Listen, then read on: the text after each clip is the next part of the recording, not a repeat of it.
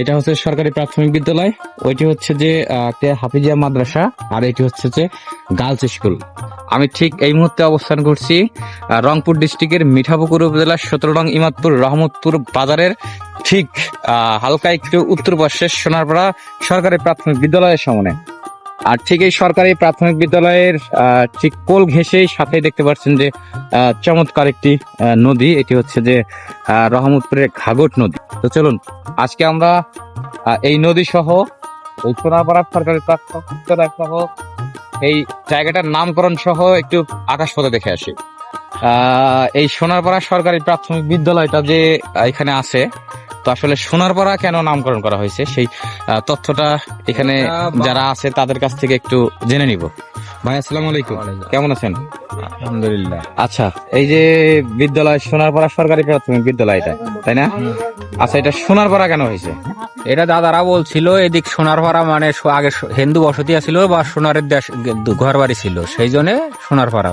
আচ্ছা, মানে সোনারও ছিল বেশি। সোনারও ছিল বেশি, তাই তো? মানে তাদেরকে কেন্দ্র করে একটু গ্রামের নাম গ্রামের নাম সোনারপাড়া ছিল, আর ওই গ্রামের নাম থেকে এই স্কুলটার নাম সোনারপাড়া, তাই তো? এটাই তো মূলত কাহিনী। আচ্ছা, যাই হোক, এখানে হচ্ছে যে অনেক সোনারুরা ছিল, সেই সোনারুরা থাকার কারণে তাদেরকে কেন্দ্র করে জায়গাটার নামকরণ সোনারপাড়া হয়েছে। আর সোনারপাড়ার আশেপাশে এই স্কুলটা প্রতিষ্ঠিত, যার কারণে হচ্ছে যে রহমতপুর সোনারপাড়া নামকরণ করা হয়েছে। যাই হোক, এটার যদি আরো কেউ সঠিক তথ্য জেনে থাকেন তো অবশ্যই ভিডিওতে কমেন্ট করে জানিয়ে দিবেন। তো চলুন আমরা একটু সবাই মিলে এই সোনারপাড়া যে স্কুলটা আছে, সোনারপাড়ার যে হচ্ছে যে একটি নদী আছে ঘাঘট নদী, এটা ঘাঘট নদী তাই না? হ্যাঁ, ঘাঘট নদী, সেটা একটু আমরা দেখে আসি।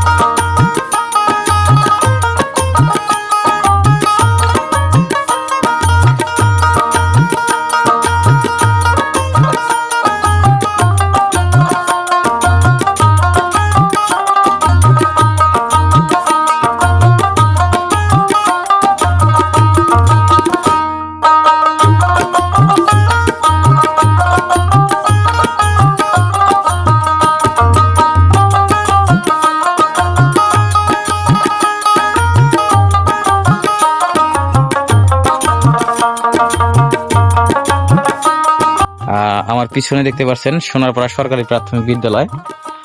এই সোনারপাড়া সরকারি প্রাথমিক বিদ্যালয়টি 1991 খ্রিস্টাব্দে কিন্তু হচ্ছে যে নির্মাণ করা হয়েছিল। এটি আমরা যখন ছোট ছিলাম তখন কিন্তু এত সুন্দর ভবনগুলো ছিল না, এখন মোটামুটি চমৎকার অনেক সুন্দর করেছে।